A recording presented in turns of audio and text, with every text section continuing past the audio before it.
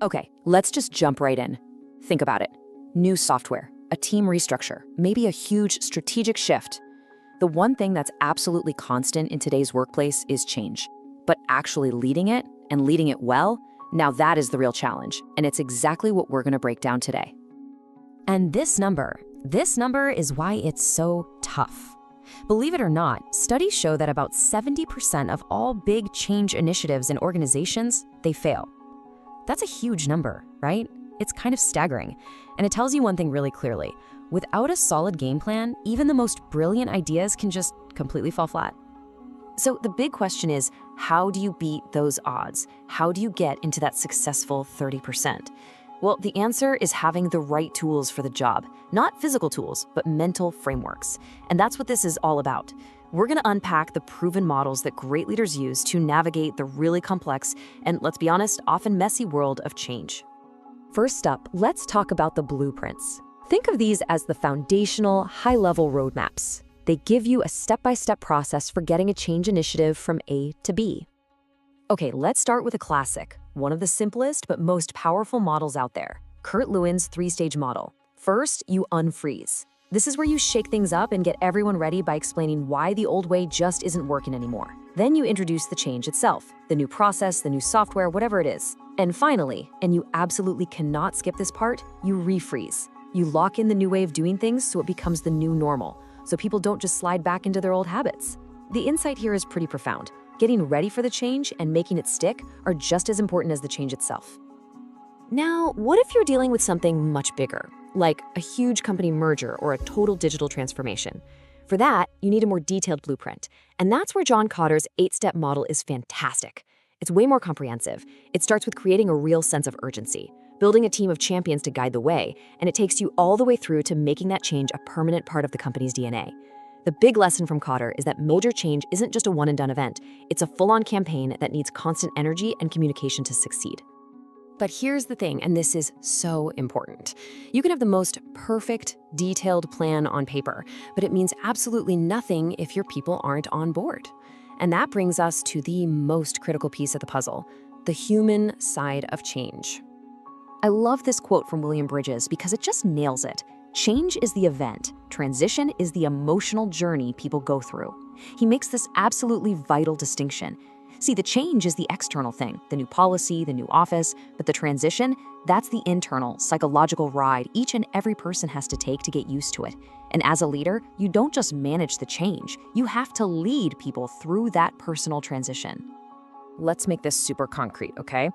The change might be moving to a new office building. That's the event. Simple. But the transition, well, that's each person letting go of their old desk, their old commute, navigating that weird, uncertain time of not knowing where anything is, and eventually, hopefully, forming a new routine and identity in the new space. Bridges says this journey always has 3 phases. There's an ending, where people have to let go, a really confusing neutral zone, and then finally, a new beginning. Your job is to guide your team through every single one of those stages. If you ignore that emotional journey, you're really only solving half the problem. So what happens when a change just isn't working? It's stalling and people are resisting. This is where the ADKAR model becomes your secret weapon. It's the perfect diagnostic tool. It focuses on 5 key outcomes that every single individual needs. So if someone is pushing back, ADKAR helps you figure out exactly why. Is it a lack of awareness of why this is even happening? Or do they just have no desire to be a part of it? Or hey, maybe they want to, but they lack the knowledge or ability. The real genius of ADKAR is that it takes a vague problem like resistance and helps you break it down into a specific solvable issue for each person.